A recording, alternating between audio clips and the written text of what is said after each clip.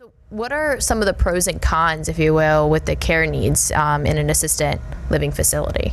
Yeah, so I'll start with the con. So the con is that, yes, they can provide care, but again, with the keyword being assisted, if the care is too much, okay, going in, of course, you won't meet that criteria, so you will not be accepted into the assisted living. Mm-hmm. If you are accepted into the assisted living and your care needs progress over time, there is a certain point in which there's limits of what an assisted living or memory care community can do from a care perspective based on regulations, okay?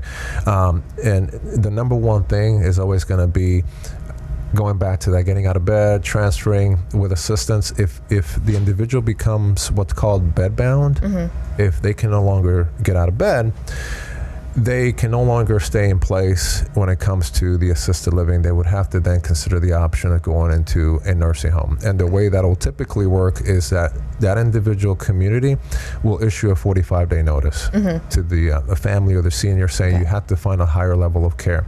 Every now and then there is a way to stay in the assisted living or memory care community if you're no longer appropriate, and that's typically going to be if they're under hospice services. Okay. That is pretty much the only way you can bypass that.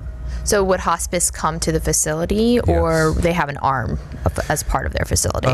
They will refer out to hospice to come in and care for the individual. It doesn't have to be that they're actively passing per se, but they have to be under hospice services and have that support from hospice to stay in an assisted living if they no longer meet that criteria.